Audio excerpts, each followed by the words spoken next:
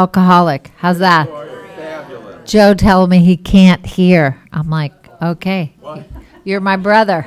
You're my brother because I can't hear either. Anyway, Victoria Alcoholic, you got that? Thank you so much for your share. Just so, 25 years ago when I was on my AA game. So everything you heard, that's what it used to be like in AA. Now, well, let's just say you'll hear about it. Anyway, I'm so grateful to be here. Thank you, Jan, for asking me to come and share. And I think your first meeting at Martyrs that you came into, I don't know if you were brand new, but I was the speaker. I mean, it's just amazing. If you stay sober long enough, there's a lot of continuity. And even though you're going through something, it doesn't make sense. And then all of a sudden something makes sense. And you just see God's handiwork in everything. Not every day, not all the time. But when you catch something like that, it's just like, oh, okay, everything interlocks. Wow, who knew? So I'll tell you a little bit what it used to be like, what happened, and how I metabolize life today as a sensitive alcoholic with alcoholism, which is, the book talks about a drinking spree, but it's really a thinking spree when you're not drinking. So welcome to the non-identified newcomers. If you're in your first 10 years, you're a newcomer, pretty much. Keep going. Just kidding. I'll just tell you my sobriety date so you'll catch my humor. I got sober November 13th, 1979. So I am, I'm an old timer, 45 years sober. And as God does love me a lot, sometimes I have to isolate because it's a bit much sometimes, but my sweet grandson is born on my sobriety birthday in 2022 because, I get a lot of winks from the higher power. And anyway, so I grew up with alcoholism. And both of my parents happened to drink. But you can grow up with alcoholism even if your parents don't drink because they might have grown up with parents who drank. And it's a family disease. And it's generational. And if you're first generation coming in and breaking the chain in your family, there's a little bit more wind drag for you. Because we're overturning status quo. Generational status quo. Like there's a big picture. I mean, it is ginormous, the picture. Can't see it most of the time. Mostly my nose is pressed up against like a red spot and I don't know, I'm looking at a big picture. So, and thank God that it goes from I can't, we can, because I can't see a thing and I can't know a thing, and but we can together recover, and we can recover and kind of have a little bit of meaning in a life with zero meaning. In what seems to be, like sometimes we cross our own inner futility, and it's just a piece we got to love back into our wholeness, right? The triangle, three sides. One is unity, our own, not just us, and it's a journey and a half. But the good news is, and I'll tell you about my drinking and drugging. Good news is that the 12 steps are designed for living. And just it reinstalls that, the North Star, a moral compass, which I had none. And as recently as within the last month, I needed change for a 20 in the seventh tradition, and I waited till the basket came back around. Still had my 20, and the treasurer gave me change for a 20. So I had $40 from 20. Did I put my 20 in? I did not. So just so you know, it is a daily reprieve. I steal a little bit less and I lie a little bit less, but I am still just that beautiful, basic, not perfect progress person. But let me just tell you that one time I did it, just thought I'd try it on, see if my conscience would just like not let me rest. And it was okay. It worked out okay, but I'm not recommending. Not recommending it. And I'll put a 20 in tonight. Okay, so, well, once we blow our covers, like I want to have a mind that's quiet. I want to walk around with a mind quiet, not incessantly bugging me to get stuff done, fix something, change something. My latest thing is I want to move, And really, it just means it's that internal agitation that there is a solution for. What it is, it's clean house and help others. That's the solution for this internal agitation that needs change. That wants to change things. Anyway, so I grew up in Beverly Hills. I know. Anyway, to a couple of alcoholic parents, youngest of 5 kids, and just, early days, it was, landmines and unpredictability. And you know what alcoholism looks like? It is not pretty. And somehow, as a child of an alcoholic, you think it's your fault. And then you stop blaming yourself, and then you start blaming them. And then that resentment allows you to drink and use. And for me, I had the allergy of the body. So every time I drank it down and said, I'll show you, or fuck you, or whatever I said, I'm being recorded, it was all justified behavior. And then, of course, it's thank you. I'm good with water. You guys love to give me water. I just appreciate it. You have an ocean out there. This is just such a great spot. Anyway,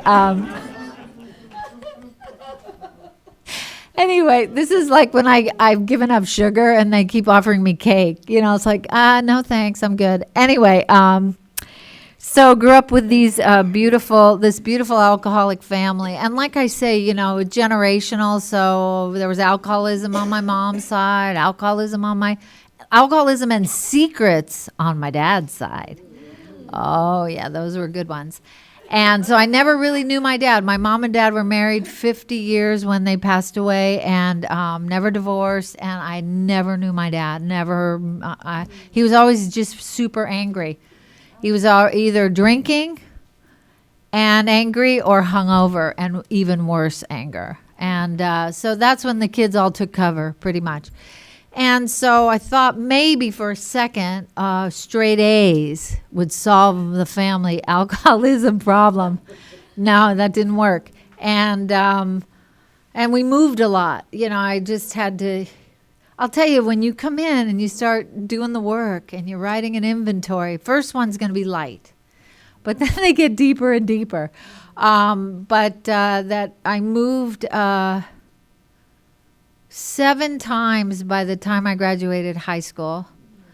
And now, everything I learned about alcoholism, I'll tell you how I got here, but everything I learned about alcoholism, I learned after I came to AA and after I got sober, after I stopped drinking.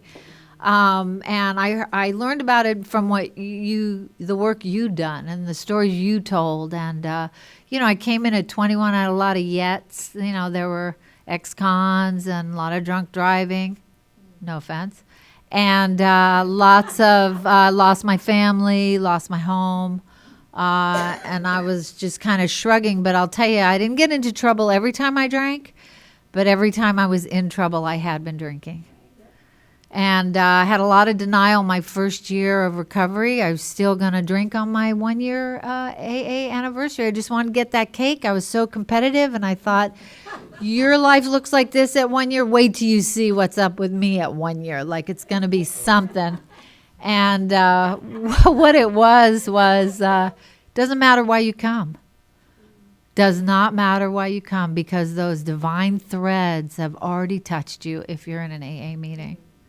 There's already a presence operating. And it takes a while to thaw. 5 years I was frozen. Heart was frozen. Walls were up. 5 years before I started to thaw in here. And it took, I had a sponsor who, Ninon talks about, her early days with her sponsor, which was me, and how that sponsor was just magical.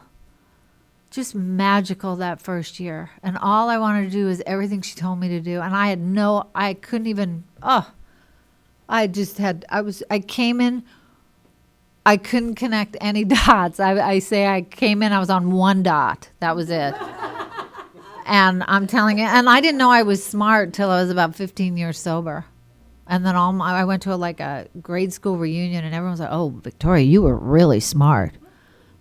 I had no idea, because I'll tell you, with alcohol in my body, I made some really stupid moves.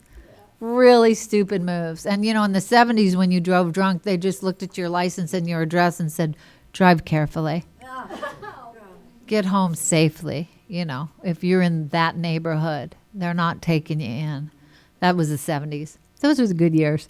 Anyway, so I just, once I got drugs, what do they call beverage alcohol in my system, the click happened. The click, and I knew I wanted it to be at the center of my life, that click. And you always chase that first buzz. I don't know why that is. I don't know why you can't get it again. I always drank past it or not enough. But it was constantly in my mind measuring how much. I always say before I get started, I have to check the stash. If there's not enough, I won't start. But I lost the power to stop. And I honestly thought I could stop anytime I wanted to. I just didn't want to. And, I had that progression of alcoholism, which was I drank and drank and drank, and sometimes I didn't get drunk. My body was wobbly. My mind was still wide awake and high alert. I didn't know that was the progression of alcoholism. So one day I decided, not one day, I decided, I had a moment of clarity. I was sleeping on a cot in my drug dealer's Hollywood apartment, and I was from Beverly Hills. And tattoos were not chic when I got sober. They were like, "Oh, criminals. These are the criminals." But they say, an alcoholic goes into a dangerous neighborhood to feel safe. It's really freaking true. I don't know. We live opposite day. It's like we live reversed. And not only do I live reversed, but how I metabolize life is I come to the erroneous conclusion. And not until I get into the steps do I have an opportunity to take a look at the lens that I look at life through. That it's all about me. I did some of these inventories very recently. I just want to give you a lot of hope because it's slow, Bridie. I did a work inventory 5 years ago, and what came out of that inventory, because I was experiencing at 30, whatever. Wow, I'm going to break this probably before I go. But anyway, I was experiencing the bedevilments, which is I couldn't really keep a job. I didn't have great relationships. And I did this work inventory, and I had the courage to read all those defects, all that shame in that fifth step to my sponsor, how I just felt shortchanged, and that I came into every job feeling like you owed me, and where's mine? Just with attitude and arrogance and entitlement. And that was those things. The book tells me I'm driven by 100 forms of fear and self-delusion. And that self-delusion was still making choices for me. And maybe I was acting pleasant. And maybe I was doing a great job. But underneath, you can't deny the energy. Can't really deny it until you own it, align with it, accept it. Love you with all the bad parts, all the shadow stuff. Just love it, because God doesn't make junk. It's very specific. It's very specific for love and service is what's so specific. So the journey is inside. There's nothing out. If there's something outside bugging you, it's just a reflection of something inside. So many years. So I write these defects down. I could read them to my sponsor. Super embarrassed because I got to be further along after all. And she said, well, let's make this list. You know, step 6 is the list, much like 8 is the list of the amends. 6 is the list of the defects. And then she says to me, so what are the opposites of these? The spiritual ideals. The book talks about ideals and that we aspire to our ideal. So I'm stumped. And I said, I have no idea. Can you give me a hint on some of these? I have no idea what the opposites. So she's like courtesy, generosity, humility. And she said in the morning, when you do your prayers in the morning, your 7th step is to ask God to help you with these ideals of humility and courtesy and generosity. And there's more, kindness. I can't remember the whole list because they eluded me, all those wonderful principles that I thought I was living in or acting as if. Thought so. No, because I stepped on the toes of my fellows and they retaliate. All the time. All the time. So it's progress. So anyway, so she has me do this 7-step work, and about a year later I get this job.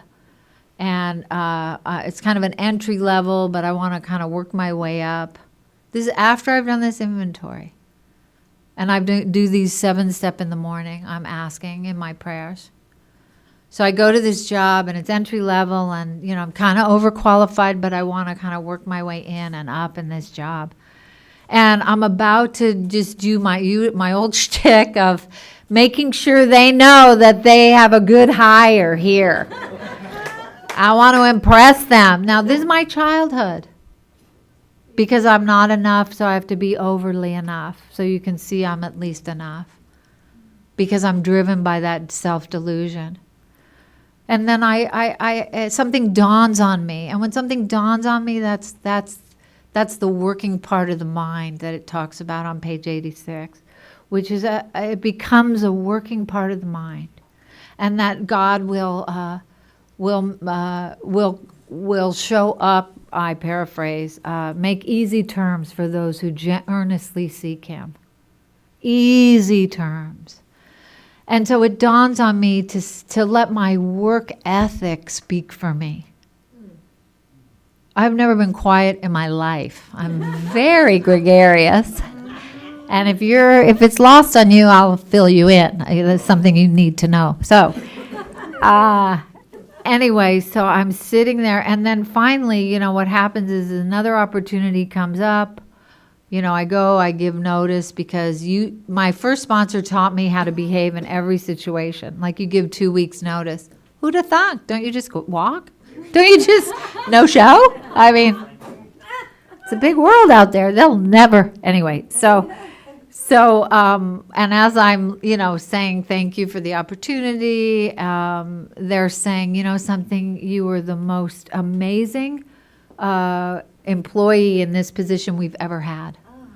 And we really appreciate your sunny attitude. Can we keep your number and stay in touch with you? No one has ever said that to me. I mean, work-wise. So, but the point is that, you know, they were responding to you. They're responding to the recovery that I get in AA. And look how beautifully, like, the response is. You know, that wasn't for me. That was we. You know, and so anyway, so that was just that instance. I mean, I have a zillion stories about that. And after I told you I took money out of the kitty, I just want to share with you about a story at work. Another work story. A lot of my lessons come in work and love, finances and romances. Go figure. Anyway, so I'm at this job and I'm given notice, not as gorgeously as I did after doing that inventory. I have to say, I just gave 2 weeks notice, and usually they say, thank you. We don't, we don't need you, but thank you. And I got my final paycheck. And the way that job paid me was they gave me a draw on the 15th and then a wash check with commissions at the end of the month. So they gave me my check, and it included also a $4,000 draw on top of the wash check. So it was $4,000 too high. And of course, the adrenaline's running because I've just found $4,000, and I'm so nervous about it. And I'm thinking, well, I gave notice, tomorrow's my last day. In a million years, that business office is just a hot mess. They'll never find the mistake. And I was probably accurate with that. I mean, I sized it up pretty good. So I get in my car to go to the bank. And what do? AA trained, almost. I call my sponsor. Because I sort of know the right thing to do, but I'm sort of not really doing the right thing. And sponsors are magic. The ones that you can't manipulate, just saying, that those sponsors are magic. So she says to me, Victoria, just you do what you want. If you want to deposit it, all good with me. But, and it might not bother you today. It might not bother you for a week, but we don't know. But let's just say, what if it were to cost you your sobriety? I was like, no. She said, can you put a number on that? Can your sobriety be bought for like $1 million? I was like, no. So she says, you know what to do. So I go back. I go to the owner. I'm like I've been found out, but nobody there has found out. But my sponsor is like, she's called me out. She was right. So I just said, hey, I think you're making a mistake on my check. Oh, well, we'll look into it. And they didn't even look at the check. They didn't even know what I was talking about. We'll look into it. Well, we reissue you another check because they make mistakes. So I said, no, I think you overpaid me this check. And they looked at it. They looked at me, and they were like, wow, thank you for being so honest. And I thought, if you only knew, I am not. And I said, oh, that's okay, Anyway, but that was, that stayed with me until that meeting last Tuesday. That stayed with me because it's so true. And like sometimes we just do the right thing. First of all, I didn't know the right thing to do. In a lot of cases, I was just so busy defending myself. Like I didn't do the wrong thing. Let me tell you my side. I lived like that for a long time. And now I know, like, when you talk to somebody about something and, you want to, like, let's clear this thing up between us, because now I'm not afraid of the truth, including if I'm wrong, or hard conversations. And, sorry if can you forgive me? I probably misspoke something. And they dig in to their side. They're digging in. Then it's just having a relationship with somebody's fear, somebody's ego. But, it's just that God does all the work. He does the it does the heavy lifting, honest to goodness. And Ninon wasn't kidding. I used to say, if God carries a wallet, my picture's in it. And I'm not kidding. And it is an old photo. He's loved me forever. But we're all in the shot, is what I'm saying. And if you look down row 2,465 and column this, I'm there, I swear. And then my other old trope about God was, don't tell God how big your problems are. Tell your problems how big your God is. And I used to have sponsees call me to say, I need a bigger God. Can you help me? I'm like, well, you've come to the right place. You've come to the right place. And how that works is I do these 4 columns. I read to that 5th step, that other person, last thing I want to do. But I do it because who judges me more than me? No one. God doesn't. God loves me. He's crazy about me. Tell you, I isolate. It's enough. It's a lot of heat. So, and then I'm willing, like someone told me that when you make that amends, I had one amends that I was just holding out on. I'm being recorded. I won't tell you because, anyway, so I'm already on record with the Tuesday meeting, so I'm not going deeper today, and the final, that last amends, so when you make that amends, and how can I put it right? Give me the opportunity to make it right. You know, Chuck C would say, clean the slate, you know. But part of all of this is the beautiful the power of forgiveness of self and forgiveness of others, and to see myself in others, you know, that Omer Khayyam poem, you know, Ode to a Louse, you know, see myself in others, like the behavior I can't stand. If I spot it, I got it, you know. If I'm judging it, it's me. I have a long timer who says it's a planet of mirrors, and sometimes I just don't like what I'm looking at. I think it's you. I think it's my apartment. I think it's my brothers. I think it's. Oh, thinking spree. Back on. Here we go. So I do my 8th and 9th, and my last 9th I made an amends. I was at a bat mitzvah and I stole a present. Okay. Anyway, I told you I was a thief. So I was 13. Wasn't last week. Okay. That was just the 7th tradition. Okay. So I stole a present, and I was many reunions later, trying to reach the girl whose bat mitzvah it was to make the amends, and like, you know, gone, like nowhere. And so my sponsor told me to go to, it was at Wilshire Boulevard Temple, which coincidentally I live walking distance from today. Of course, my amends are haunting me. It's like a lot of people say, oh, I went to school in this, this was a school, and now I'm in an AA meeting. I'm thinking, how many amends are you supposed to be making here? Because God has brought you back to the scene. But anyway, so I walk over and I make a donation to the rabbi in cash. And because I'm such a good, anyway, and with a note, you know, because my slate is clean. My amends have been made. And I'm talking about those amends, not the current day, you know, my 10th step when I'm wrong. And properly admit it. And properly look at my part, which is 4 columns. The person's name, what they did, the area it affects. I have 5 instincts that have gone awry. And the instincts go awry because I have self-centered fear. I'm afraid I'm not going to get something, or I'm afraid I'm going to lose something. And the instincts are for a place in society, and for emotional security, and self-esteem, and financial security, and sex relation. Those are 5 God-given. The one that's crazy about me, instincts.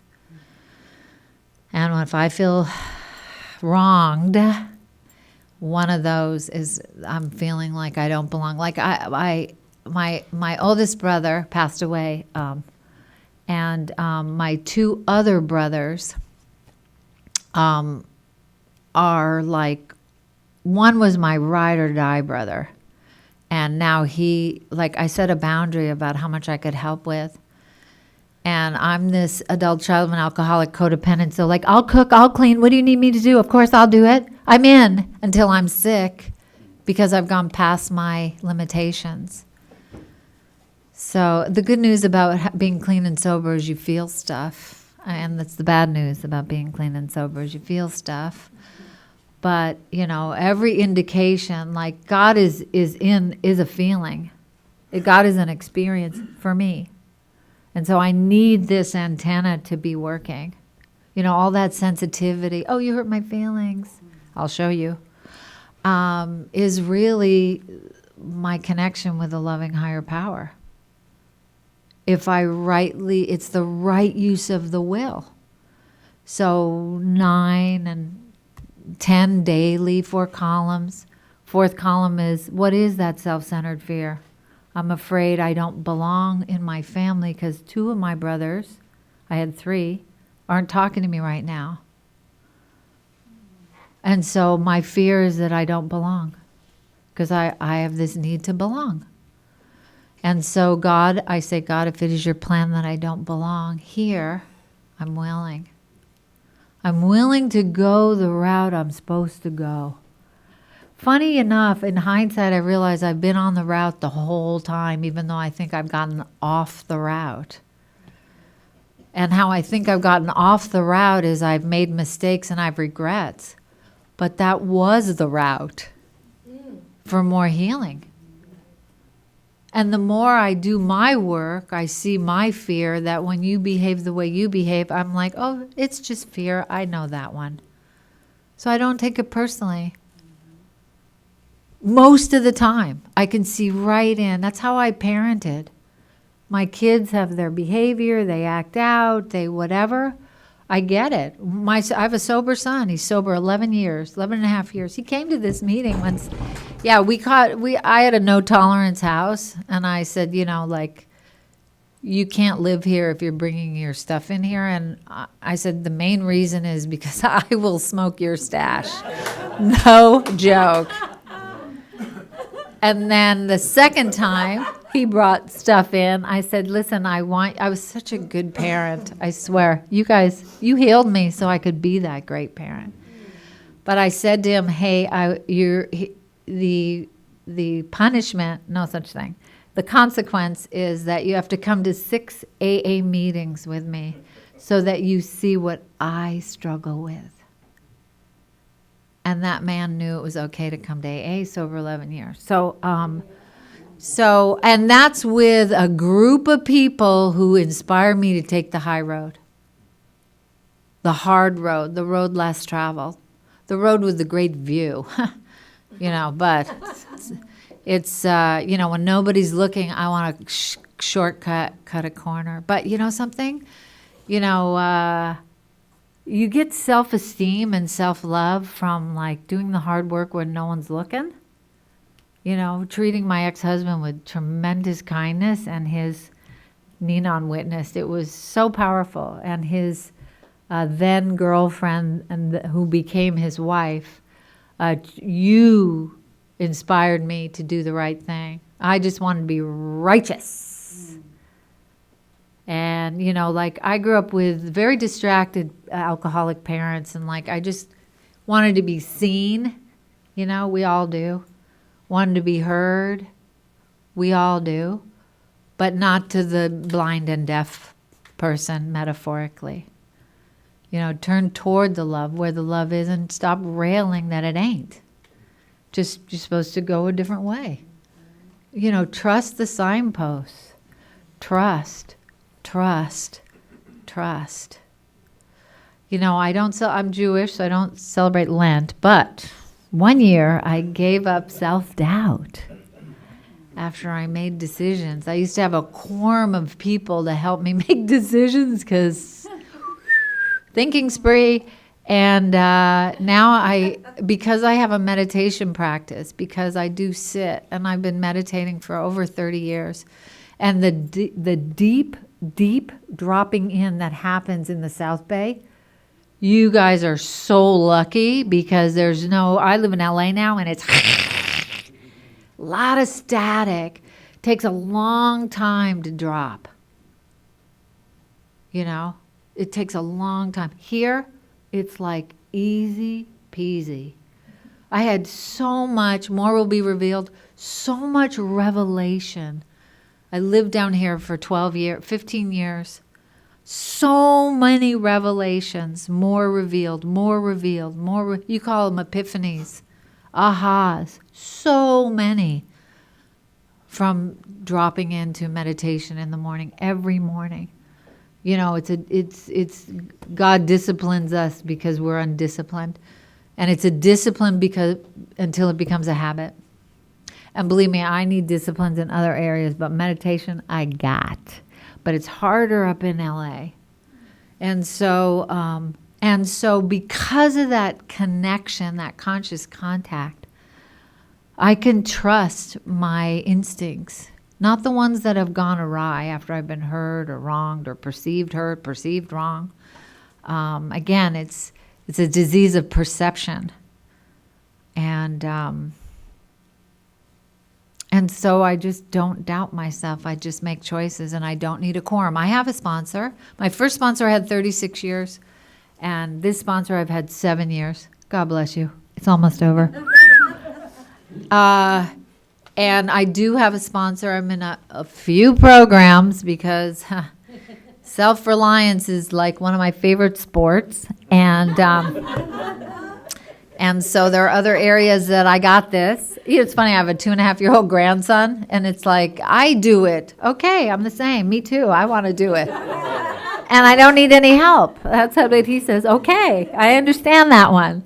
So the areas that I do it, I've joined a program. And so that, it's almost like it's the easier, softer way, because I go from it's up to me and all the, the tumult about, doing it right or perfectionism or whatever the spin is, I'm with others who also struggle with the same thing of self-reliance in certain areas, because I need ease and comfort at once. But the longer I'm sober, the more I'm able to tolerate my discomfortable feelings, not necessarily situations, although situations evoke feelings. But I'll tell you, I've had situations where I have total neutrality.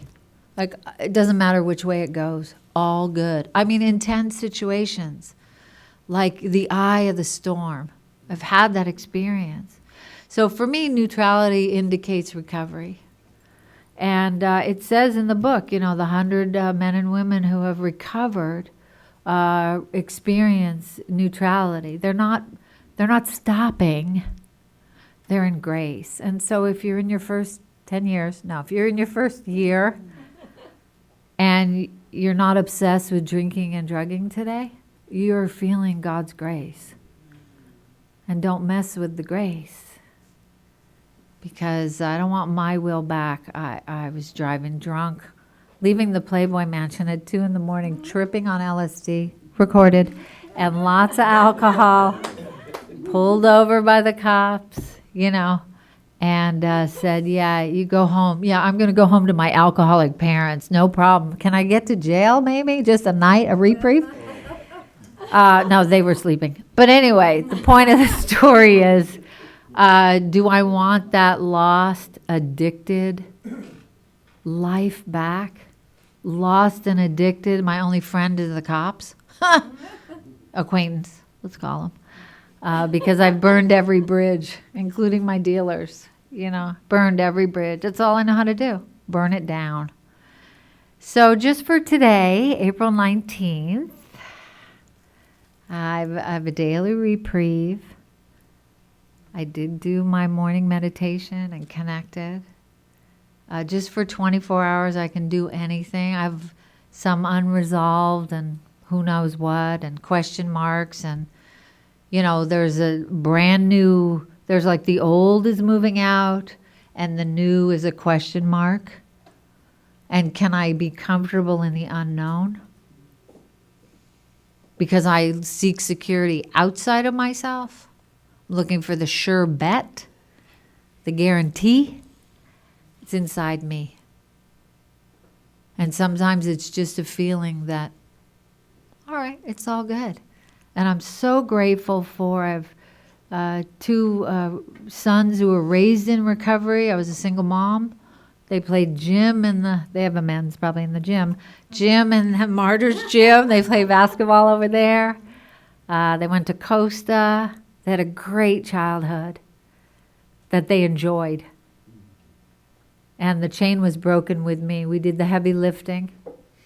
And I see recovery, next generation. Now I have a grandson. I see 2 generations forward rather than that hot potato that the family alcoholism, that chain keeps passing. So the one with the tools does the work. It's me. It's always me. Anyway, thank you for letting me share with you tonight.